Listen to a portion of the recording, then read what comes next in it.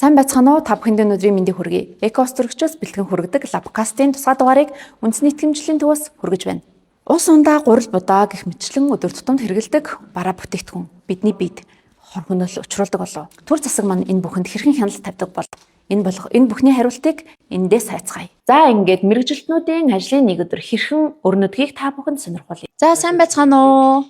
Та бүхэндээ өнөөдрийн мэндийг хүргье. Үндэсний итгэмжлэлийн төвийн бодлогын хэрэгжилтийг зохицуулах газрын сорилтын хөтөлбөр хариуцсан ахлах мэрэгчлэн Монголцуулаас өнөөдрийн ажлын нэг өдөр хэрхэн яаж өрнөдгийг тодруулъя.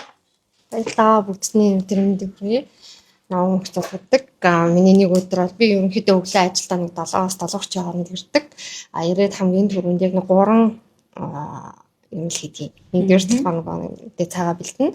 Хоёрдугаар талаар нь яг би захин системээ давхар админы хариуцж хийдэг. Тийм учраас захин системээр хүсэлт ирсэн хэсгийг шалгаад хэрэг бүртгүүлэх хүсэлт ирсэн бол тухайн байгууллага өсөлтөө зөв ирүүлсэн бол шууд хүлээгээд авчна. Буруу ирүүлсэн байвал 8:30-аас 9-ийн хооронд хүлээж агаад яг л ажлын цаг ихсэн тэгж нэгдэг учраас тэр үеийг хүлээж агаад хүмүүс рүү залгаад яг буруу зөв болох талаар нь зөвлөгөө өгөө тэгээд буцаадаг.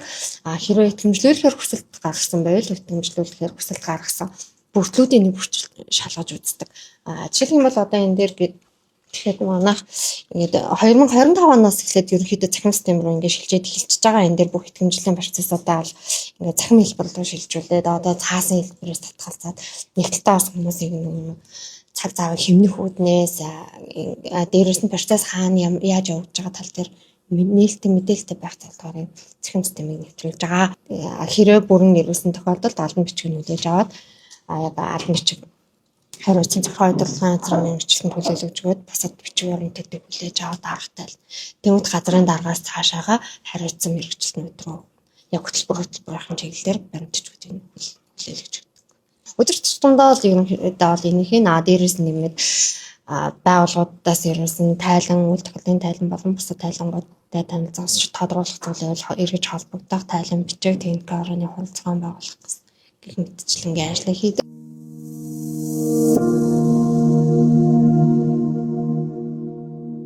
Албан байгууллагууд хүсэлтээ өгөхдөө юун дээр анхаарах шаардлагатайг мэргэжилтэн Монголцуулаас тодрууллаа. Тэгвэл тэрхүү шаардлагыг хангаад итгэмжлээ авч чадсан лабораторийн төлөөлөлтөд уулзцгаая. Ерөөсөө эмнэлгийн тусламж үйлчилгээний хамгийн гол хэсэг нь зөв онцлогоо. Тэгээд эмчилгээг зөв хянах байдаг. Тэгэхээр зэрэг энэ үйл ажиллагаанд бол эрүүл мэндийн лабораториос гарч байгаа шинжилгээний үр дүн хамгийн үнэн зөв байх нь чухал бөгөөд эмнэлгийн тусламж үйлчилгээ маань маш анхан шатнаас өсвөлээ лавлгаа шатлал хүртэл үргэлжлэхдээ сум өрхийн эмнэлэг дээр хийгдсэн шинжилгээнүүдээс эхлүүлээд улсын хэмжээний лавлгаа шатлалын төв эмнэлгүүдэд тэр шинжилгээний үр дүнг хэрэглэх боломжтой байхад энэ магадлал итгэмжлэл их чухал гэж чухал байх ёстой. Энэ тохиолдолд үйлчлүүлэгч ямар нэгэн хүндрэлт хэрэглэлд учруулахгүйгээр сум болон өрхийнхээ эмнэлэг дээр хийлгэсэн лабораторийн шинжилгээний үр дүнгээр эмнэлгийн тусламж үйлчилгээг лавлгаа шатлалын төвөөдөөс авах боломжтой. Маш өндөр технологийн шинжилгээнүүдийг бол зөвхөн итгэмжлэгсэн лавлгаа шатлалын төвөөдөд хийж болж байгаа бол зүгээр цэсний дэлгэрэнгүй шинжилгээ шисний ерөнхий шинжилгээ бусад БЦ базит тийм ээ тохтимбо гэдэг хяналтын шинжилгээнүүдийг анхшны мэдүүд хийж байгаа бөгөөд энэ үйл ажиллагаа ч гэсэн итгэмжлүүлж ээж өөр дүр хүлээн зөвшөөрөх боломжтой. Түүнээс гадна манай лавлгаа шатлалын төвүүд дээр хийгдэж байгаа энэ өндөр технологийн шинжилгээнүүд ч гэсэн олон улсад магадгүй гадаадад тухайн үйлчлүүлэгч яваад ажиллагаа тодруулах хэмжлэг хийх тохиолдолд тэр шинжилгээний үр дүн хүлээн зөвшөөрөхөд энэ олон улсын итгэмжлэл чухал үүрэгтэй байдаг. Бараг 400 шахам эрүүл мэндийн лаборатори улсын хэмжээнд ажилтгаас дөнгөж түүний 10% буюу 40 орчим лаборатори энэ олон улсын стандартаар итгэмжлэгдээд байна. Манай Перцлаб лаборатори маань бараг 30 дахь жилдээ үйл ажиллагаа явуулж байгаа. Урлах юм бол 1997 онд анх байгуулагдсан анхны хувийн хөгжлийн эрүүл мэндийн байгууллага бөгөөд анх удаага бид нар 2021 онд үйл ажиллагаагаа энэ олон улсын стандартаар итгэмжлүүлсэн. Тэгээд сая манайх энэ олон улсын стандарт маань 2024 онд шинжлэгдээд энэ шинжлэгдсэн стандартаар мөн манайх үйл ажиллагаагаа давтан итгэмжлүүлээд амжилттай ажиллаж байгаамаа.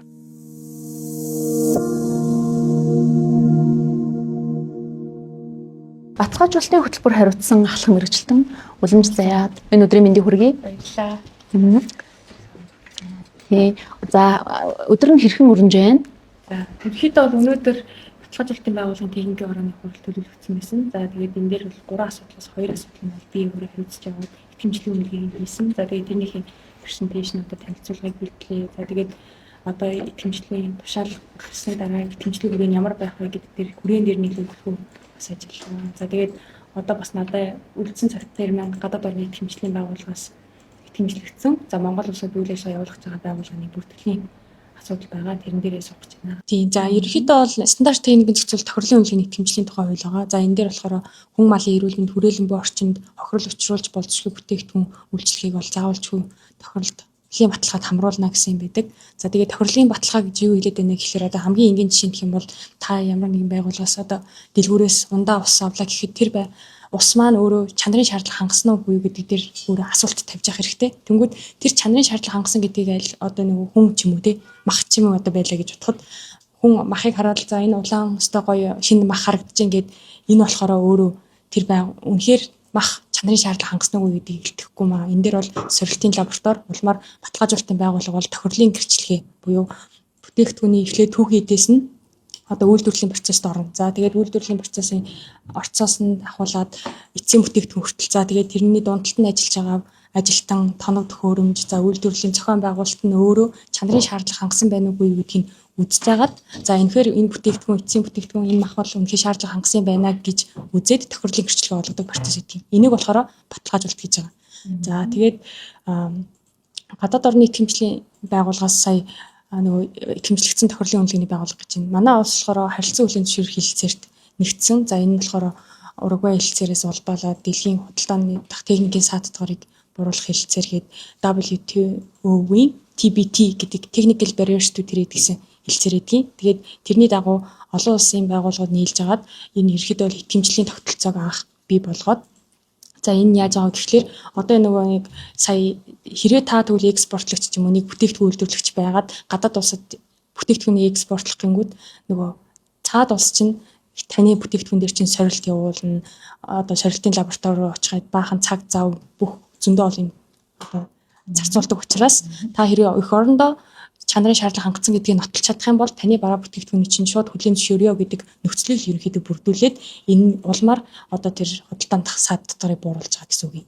291-р тогтоолгээд баталсан. Энэ болохоор заавалчгүй тохирлын үнэлгээнд хамаарах бүтээгдэхүүн. Энэ дээр одоо нөгөө малын мах ургамлын гаралтай бүтээгдэхүүнүүд, за тэгээд цахилгаан тоног төхөөрөмж, барилгын материалч гэдэг юм уу. Маш олон төрлийн одоо ойролцоогоор 300 гаруй нэр төрлийн бүтээгдэхүүнүүд байгаа. Эдгээрийг бүр ингээд задлаад харах юм бол илүү олон болдог. Манай болохоор ингээд Аз намхан далайн бүс нутагт нь хамаардаг байхгүй юу? Тэгэхээр Аз намхан далайн итгэмжлэлийн байгууллага нь бид нар дээр 4 жил тутамдаа нэг үнэлгээ хийдэг. За тэгээд Европын холбоо дахиад нэг бүс нутгийн байгууллагатай, Африк нэг бүс нутгийн байгууллагатай, Өмнөд Америк нэг бүс нутгийн байгууллагатай гээд бүс нутгийн байгууллагууд дэлхийн итгэмжлэлийн байгууллага тэгээд манайх болохоор одоогоор бол 3 байгууллагын жинхэнэ гишүүнчлэлтэй явж байгаа гэсэн. Одоо тэнгүүд итгэмжлэлийн байгууллага маань болохоор өөрөө нөгөө олон улсын байгууллагуудад бол гишүүнчлэлтэд орсон байна. Тэнгүүд юу болж байгаа гэхээр тохирлын үнэлгээний байгууллагууд буюу одоо лаборатори баталгаажуулалтын байгууллагууд өөрөө үнэлэхдээ олон улсын стандартын дагуу үнэлэх. За экспортлогч маань өөрөө бүтээгдэхүүн үйлдвэрлэхдээ олон улсын стандартын дагуу барих. Яагаад гэвэл бид нарт ингээд хамгийн түгээмэл орж иж байгаа одоо бүтээгдэхүүн баталгаажуулалтын байгууллагын схемч гэдэг юм уу ингээ юмнууд байгаа байхгүй юу? Тэнгүүд бид нар дээр ингээ харж байгаа нь дандаа нөгөө Монгол улсын эмнээс стандартууд их байгаад байгаа байхгүй юу? Одоо зөвгийн балны тавигдах стандарт, Монгол цай, хуурай устдах цай нь болохоор энэ ISO-гийн стандарт байгаа байхгүй юу? Хэрвээ бид нэр энэ гарч байгаа нөгөө итгэмжлэлийн хүрээний тодорхойлолт тохирлын гэрчлэгээнүүдийг яг ISO ч юм уу, IAC-ийн нөгөө олон улсын стандартууд болгож чадах юм бол энэ маань өөрөө шууд хүлээн зөвшөөрөх нөхцлүүд нь илүү хэлбэр болох боломжтой. Өнөөдрийн та бүхэн одоо хэрэгжүүлж байгаа энэ том стандартууд те одоо эцсийн хэрэглэгчдэд ямар ач холбогдолтой вэ? Би өөрөө энэ байгууллагад ажиллаж байгаа ч гэсэндээ гадаа гараад би бүх юмний бараг хэрэглэгч болчихж байгаа байхгүй. Тэнгүүд би хэрвээ чанарын шаардлага хангасан одоо арай нэг ихтгэлтэй бараа бүтээгдэхүүн авмаар байвал би өөрөө хянагч тавьдаг. Одоо стандартын шаардлага хангасан уу гэдгийг хяндаг тийм хүн байх шаардлагатай болчихдог байхгүй. Тэгэхээр тэр шаардлага хангасан уу гэдгийг энэ тохирлын үнэлгээний байгууллага болгож байгаа. Тохирлын үнэлгээний байгууллага өөрөө мэрэгжлийн чадвартай хараад бас байгаа юу гэдгийг ихэвчлэн байгууллага болгож байгаа. Тийм учраас энийг ач холбогдолтой гэж үзэж байгаа. Тэгээд манай одоо үеийнхэн ч гэдэг юм уу шинээр гарч ирж байгаа үеийнхэн бол бас одоо өмнөх одоо үеийнхэдээ үгүйсгэж байгаа юм биш. Гэхдээ бид нар бол одоо юмыг бол арай илүү баримтж нотлохонд тулгуурласан байдлаар харж үздэг болсон. Одоо үнэхээр чи чанарын шаардлага хангасан гэд гэрчлэгээ барай явж байгаа бол тэр гэрчлэгээ чи хинээс гаргасан? Яг чи үнэн зөв хангасан юм уу гэдэг ч юм уу. Бид нэр интернетээс ухаал бүх одоо их сурвалжуудаас үзэл тэрийг бол мэдчих боломжтой болсон. Тийм учраас одоо миний зүгээс ч тэр цаашаа одоо нэг хүмүүст хүргэмээр байгаа нь өөртөө нэг стандартын бас хяналтыг тавьдаг субъект болооч. Баталгаажуулалтын байгууллага маань өөрөө стандартаараа гомдол маргааныг шийдвэрлэх зохицуулттай байдаг. Хэрвээ одоо та нэг бүтээгдэхүүн аваад тэр нь тохирлын гэрчлэгээтэй байлаа гэж бодоход тэр тохирлын гэрчлэгээ үнэхээр чанарын шаардлага хангасан уу хангаагүй юу, ямар нэгэн гомдолтой юм байх юм бол эргээд баталгаажуулалтын байгууллага одоо үйлдвэрлэгч рүү эхлээд за үйлдвэрлэгчээс нь болохгүй байх юм бол баталгаажуулалтын байгууллага болохгүй байх юм бол итгэмжлэлийн байгууллага руу ингээд холбогдоод үнэхээр энэ бүтээгдэхүүн шаардлага хангасан гэж бичээд байгаа тохирлын гэрчлэгийн үнэн юм уу, хүлээн зөвшөөрөгдөх юм уу гэдгийг шалгуулах боломжтой. Ер нь бол бүгдээрээ хяналттай байх хэрэгтэй гэсэн. За хэрэглэгчдэд энэ стандартын шаардлага хангасан байна гэдгийг өвчлөхийг одоо хамгийн түрүүнд мэдрэх юу бол тухайн байгууллагын стандарт нэвтэрсэн стандарт хэрэгжүүлсэн гэдгийг баталж байгаа одоо баталгаажуулалтын гэрчлэгээнүүд байдаг. Өөрөөр хэлбэл ISO стандартын гэрчлэгээ за мөн одоо тохирлын үнэлгээний гэрчлэгээс ийм хоёр гэрчлэгээ явж байгаа.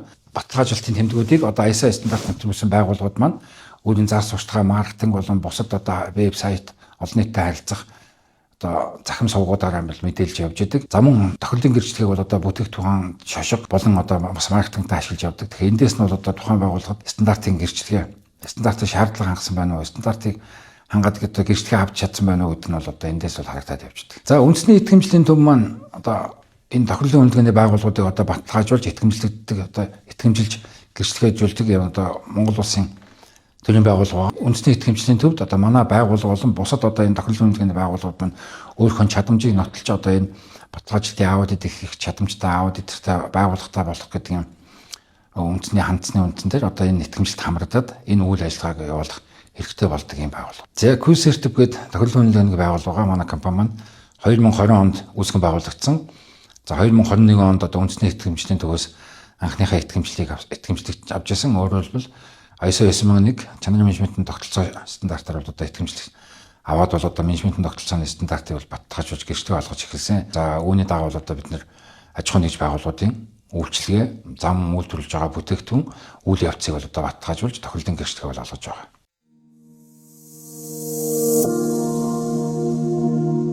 За үндсэн итгэмжлэлийн төвийн техникийн хяналтын хөтөлбөр хариуцсан ахлах мэргэжилтэн П мөнгөцөгтэй уулзаад байна. За өдрийн мэндэ. За өнөөдрийн ажлын мэндэ. Өнөөдрийн ажлын өдөр нь хэрхэн хөрөмж байна? За өнөөдөр маш завгүй байна. Тэгээд хоёр техникийн хорооны тайлан дээр ажиллаж байна. Ер нь бол хоёр байгууллагын техникийн хорооны хурал хийж байгаа гэсэн үг. За тэгээд дээрээс нь хөтөлбөрөөр батлуулна, дээрээс нь шинжээж нөгөө тохирлын үнэлгээний байгууллагатайгаа холбогдсон, дээрээс нь техникийн хорооны гишүүдээ дуудана тий. Тэгээд нэлээ ачаалт өндөртэй ажиллаж байна. За техникийн ялт гэдгийг бол энгийнээр хэлбэл ямар нэгэн тоног төхөөрөмж, барилга, одоо бүтээгдэхүүн эсвэл үйл ажиллагаат одоо аюулгүй стандартын дагуу зөв одоо ажиллаж байгаа эсхийг одоо шалгаж баталгаажуулах үйл ажиллагаа гэж ойлгож болно. Жишээ нь одоо лифтний аюулгүй одоо аюулгүй ажиллаж байна уу, даралтаа сав дэлбэрэх эрсдэлтэй юу, цахилгаан системд стандартын шаардлага хангаж байна уу, барилгын зураг төслийн дагуу та баригдсан уу гэдгийг мэргэжлийн хүмүүс одоо шалгаж дүгнэлт гаргаж байгааг нь техникийн ялт юм аа. Одоо мөн илүү энгийнээр хэлбэл одоо аюулгүй эсхийг мэргэжлийн төвшөнд шалгах одоо ажиллагааг эхэлж болно гэж. Ер нь бол үйл өвдөх сорилын Монголын нийгэмлэг маань одоо итгэмжлэл агуулгаар итгэмжлэгснээр үйл өвдөх сорилын инженери техникийн ажилчдын чадамжийг бэхжүүлж дэд үтц болон ажил дээрийн салбарын аюулгүй ажиллагаа тийм ээ аюулгүй орчныг бүрдүүлэх хяналт тавих хяналттай үйл ажиллагааг хийдэг байна. Үйл өвдөх сорилын инженери техникийн ажилчид ер нь их хвчлэн одоо хаана ажилладаг вэхээр манай Монголын одоо бүх дэд бүтцийн салбаруудад ажиллаж байгаа. Жишээлбэл одоо цахилгаан станц, нийсэх, төмөр зам, барилга, зам гүүр гэх мэтлэнгээ салбаруудад маш төлхөө орж ирж байна. Бас уул уурхай салбаруудад маш төлхөө орж ирж байна. Ер нь цаашлаа хэлэхэд үйл өвдөх сорилын мэргэжил дүнгууд ч одоо жишээлбэл чанарын хяналтыг аягүй сайн тавьдаг байгаа. Жишээлбэл одоо бид нэр 4-р цэцлэгээ станц болон бусад аж үйлдвэр станц гагнуур бол аягүй их хэрэглэгддэг. Хяналтын тавьж цаашид ашиглалтын явц центрийг хяндаг, хянаж чанар баталгаажуулалтыг хийдэг байгаа. Энэ бол үйл өвдөх сорилын салбарт бол үйлдвэрлэл явагдаж байгаа үед хяналт тавьж байна. Бас ашиглалтын явцад нь бас хяналт тавьж ажиллаж байгаа. Одоо жишээлбэл бид нэр конвейераар юм зөөж байна тий.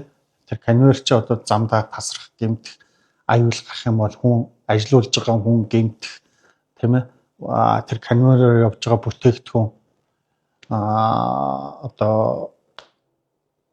гэмтэж аж үйлдвэрийн явцсан тасалдах явц. Тэрийг хүртэл тодорхой хэмжээнд одоо зогссныхан дараа үйлчлэгийг нь хийгээд энэ дангиг солих хэрэгтэй, энэ дангид энтэй гэмтсэн байна гэд хэлж өгөөд хүний аюулгүй байдал болон аж үйлдвэрийн тасралтгүй үйл ажиллагааг хангаж өгч байгаа асуудал. Биднээс одоо гэрчлэгээ аваад ажиллаж байгаа инженерийн техникийн ажилчид маань бол олон улсад болон дотооддоо бол нэр хүндтэй ажилтан гаргаж өгч чадж байгаа гэж үзэж байна. Linus компани маань бол анх 2008 онд байгуулагдсан. 2011 онд анх Eminence IS 17.020 стандартанд итгэмжигдсэн хувийн хвшлийн анхны байгууллага байгаа. Одоо та бүхэн манай энэ одоо лаборатори дотор орж ирсэн байна. За энэ лаборатори дотор маань бол гагнуурчдын урд содрыг илтгэсэн гагнуурын сорьцнууд байна. За шугам хоолой, хавтан, за бусад ингээд бүх төрлийн гагнуурын явдлуудыг ингээд шалгаж баталгааж сорьцнууд нь байна. За энэ сорьцнуудыг одоо яагаад баталгаажуулдаг вэ гэхээр одоо Монгол улсад бүтээн байгуулалт болж байгаа эрчим хүч, уул уурхай, барилга бүх салбарууд маань болохоор одоо гагнуураар бүтдэг. Энэ гагнуурыг одоо гагнадаг гагнуурчид маань одоо мэрэгжлийн урд чадвартай, мэрэгжлийн төвшөнтэй байх хэрэгтэй байдаг. Монгол улсад мөрдөж байгаа 96 Eminence IS 96.061 гэдэг стандартын дагуу бид гагнуурчдыг бол баталгаажуулж гэрчлэгээжүүлж орлогддог хөндлөнгийн хяналтын байгууллага байгаа. Оюутнууд маань 1 жилийнх байна, 2 жил байна. За мөн гэрчлэгээ сунгуулж байгаа мэрэгжлийн ур чадвартай гагнуурчдын одоо шалгалтыг хөндлөнгийн хяналтын шалгалтыг хийж баталгаажуулж авч одоо гэрчлэгээжүүлдэг байгаа. За одоо бид нар та бүгдд болохоор энэ одоо сорьцнуудыг одоо хамгийн сүүлийн үед ашиглаж байгаа энэ дижитал буюу эрдэнэтгийн энэ тоног төхөөрөмж дээр ингээд үр дүнгээ хэрхэн гаргаж авдаг талаар ингээд харуулж байна. За энэ маань болохоор Германаас HTCR 35 гэдэг багж байна. За ингээд эмнэлгээр ярих юм бол хүний C зургийг аваад буулгадтай адилхан бид нар ингээд гагнуурын оюутлын дотоод бүтцийг ингээд харуулад энэ дээр гинтэр соггууд хэрхэн гардаг талаар нь ингээд авдаг. За энэ төхөөрөмжийг ашиглаад бид нар бол дотоод үзлэг хийж үзлэг шалгалт дүгнэлтүүдийг бол бодитоор нь үнэлж гаргаж ингэж харагдаг байгаа. Монгол улсад бол энэ ажил олгогчдын холбоо за тэгээ бусад байгууллагатай бид нар ингээд бас судалгаа авч байхад бол гагнуурчдын эрэлт хэрэгцээ жилээс жил өснө нэмэгддэг. За одоо энэ Монгол улсад бүтээн байгуулалтууд маш их явагдаж байна. Энэ дээр бол мэрэгсэн ур чадвартай яг баталгаажсан гэрчлэгээдэг гагнуурчдыг бол гадны төслийнхэн маш их сонирхдаг.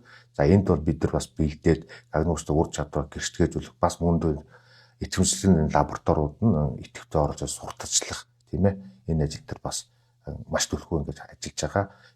Монгол улсад дутагдaltaй одоо яг нөгөө асуудалтай байгаа юм бол одоо олон улсын стандарт болон нөгөө үндэсний стандартууд маань бас жоохон нөгөө хоцрогдолтой байгаа. Энэ дээр бас бид нар нөгөө стандартуудаа шинжилсэн хувь хүрд навч ашиглах юм бол бид нар одоо олон улсад гэсэн гагнуурчтай гаргаж нийлүүлэх юм нээлттэй боломжууд бас байгаа гэсэн.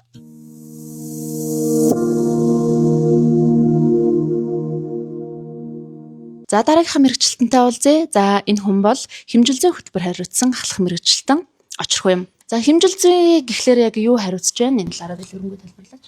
За ойлголоо. За ер нь бол за одоо итгэмжлэлийн үйл ажиллагаанд одоо манай итгэмжлэгдсэн одоо бүртгэлтэй өөрөөр хэлбэл шалгалт тохируулгын лаборатори гэсэн. Тэгэхээр одоо одоогийн байдлаар төрийн болон хувийн хвшлийн 24 орчим лаборатори одоо итгэмжлэгдсэн буюу бүртгэлтэй одоо идэвхтэй явж байгаа. За бүхий чиглэлийн гол одоо хэмжих хэрэгсэл тоног төхөөрөмжүүдийг одоо нийт дамжуулалт буюу баталгаажуулалт шалгалт тохируулгыг одоо гүйцэтгэдэг лабораториуд гэсэн. За өөрөөр хэлбэл жишээ нь барилгын нэг лаборатори, сорилтын лаборатори байлаа гэж бодоход тэнд ямар нэг жин одоо байна тийм ээ, электрон жинчмэнүүд жин одоо өөрөөр хэлбэл баталгаажсан шалгалт тохируулганд хамрагдсан одоо хэмжих хэрэгслээр одоо сорилт гүйцэтгэх гэсэн. Ямар нэг хятадч байна уу тийм ээ, Оросд байна уу, одоо шинэ тухай байна, килограммын асуудал байна, системийн 7-1 гэж байдаг тийм ээ, цахилгаан байна, дараалч гэдэг юм уу. Ямар нэгэн байдлаар 1 килограммын тухай Монголд ч гэдэг юм хятадд одоо олон улс бүс нутагт хүлээн зөвшөөрөх асуудлыг л одоо нэг дамжуулт гэж ойлгож болно гэсэн. Харин тухайн одоо нэг дамжуултыг хангаж байгаа, хэрэгжүүлж байгаа лаборатори нь одоо манай онцлогт бол яг итгэмжлэгдсэн лаборатори энэ үйл ажиллагааг хэрэгжүүлэх ёстой. Тухайн лаборатори итгэмжлэгдсэн лаборатори эсвэл итгэмжлийн одоо энэ хөтөлбөрт хамрагдаж байгаа лабораториуд маань тоног төхөөрөмжөө заавал төрийн байгууллагын баталгаажсан хэмжил зүйн газраар баталгаажуулалт хийх шаардлагатай гэж үздэг тийм. Тэгэхээр хувийн хвшлийн байгууллагууд ч бас одоо ерөн сүүлийн үед бас нэмэлтгүй орж ирж байгаа юм салбар руу. Хуулийн хэмжил зүйн хууль гэдэг түрүүн би хэлсэн тийм, энэ 19 онд батлагдсан хууль. Өөрөөр хэлбэл тэн дээр яг төрийн болон хувийн хвшил гэсэн заалт байхгүй. Зөвхөн итгэмжлэгдсэн лаборатори нь л шалгалт тохируулга гүйцэтгэнэ гэж. Тэгэхээр нөгөө юу гэдэг нь заавал төрийн байгууллага хийнэ гэсэн одоо шаардлага байхгүй гэсэн ба. Тэгэхээр ерөнхийдөө бол маш одоо олон байгууллагуудын нэгдмэл нэг зангилаан дээр л ер нь нэг бүтээгдэхүүний чанар хяналт хийгддэг байх нэ. Тэгэхээр үндэсний итгэмжлийн төв маань маш олон дэд одоо байгууллагуудын зангилаа юм байна гэж бол харахаар байна. Үндэсний итгэмжлийн төвийн бодлогын хэрэгжилтийг зохицуулах газрын мэргэжилт нь номын цэцэгтэй уулзаад байна. За өдрийн мэнд хүргэе. За номын цэцгийн өнөөдрийн ажил хэрхэн одоо өрнөж байна энэ талаар. За миний одоо өнөөдрийн ажлын хуваар гэх юм бол би манайх одоо үнэлгээний мэргэжилтний гэрээт үнэлгээний мэргэжилтэн техникийн шинжээжийн ажлын үсэг удрал болгон одоо гаргаж өгдөг. За энэ гэхдээ бол өнөөдрийн байдлаар 2026 оны байдлаар одоо манай дээр гэрээтэй одоо 160 гаруй мэргэжилтнүүд байдаг. Техникийн шинжээч үнэлгээний мэргэжилтэн үнэлгээний багийн ахлагч гэсэн ийм 3 мэргэжлийг сонгодог. Сонирхолтой мэргэжилтэнгүүд байж болно тийм. Тэгэхээр ер нь яаж танад ханддаг юм бол? За хэрвээ манай дээр одоо техникийн шинжээчээр ажиллах хүсэл сонирхолтой юм одоо хүмүүс байх юм бол одоо тухайн өргөдлийг бид нар хүлээж авдаг. Өргөдлийг хүлээж аваад одоо тухайн яг сардаа яг хэдэн өргөдөл хүлээж авсан бэ тэн дээрээ одоо манай багаас одоо яг энэ P601-ийнхаа дагуу үнэлээд хэрвээ шаардлага шалгуураа итгэмжлийн шаардлага шалгуураа хангасан тохиолдолд бид нар одоо эрх олох сургалтуудад хамруулдаг. Өөрөөр хэлэх юм бол одоо баталгаажуулалтаар одоо баталгаажуулалтын чиглэлээр одоо өргөдөл өгсөн бол одоо 17.065 стандартаар ч юм уу те сургалтанд хамруулад эрх олгоод ингээд техникийн шинжээчээр ажиллах боломжтой. Үндэсний итгэмжлийн төвийн нэг өдөртөө танилцах аялал энэхүү өндөрлөж байна. Энэхүү байгууллага олон улсын ISO стандартыг Монгол улсад хэрэгжүүлэх чиглэлтэй. Өөрөөр хэлбэл Монгол улсад үйлдвэрлэгдэж байгаа болон худалдаалагдж байгаа бүх төрлийн бараа бүтээгдэхүүн үйлчилгээнд хяналт тавьдаг баталгаажуулалтын байгууллага, итгэмжлэгдсэн лаборатори, техник хяналт хэмжил зүйн зэрэг байгууллагуудад итгэмжлэл олгодог эрх бүхий байгууллага нь итгэмжлийн үндэсний төв юм. Өнөөдрийн байдлаар улсын хэмжээнд 390 орчим итгэмжлэгдсэн байгууллагууд үйл ажиллагаа явуулж байна. Эдгээр байгууллаганд бидний хэрэгжүүлэх бүхэл зүйлсийг шинжилж, аюулгүй баталгаа гаргаж өгдөг юм байна. Ингээд итгэмжлэлийн нийт мэргэжилтнүүдтэй болон бизнес эрхлэгч нартаа олон улсын итгэмжлэлийн өдрийн мэндийг хүргэе. Хамт байсанд баярлалаа.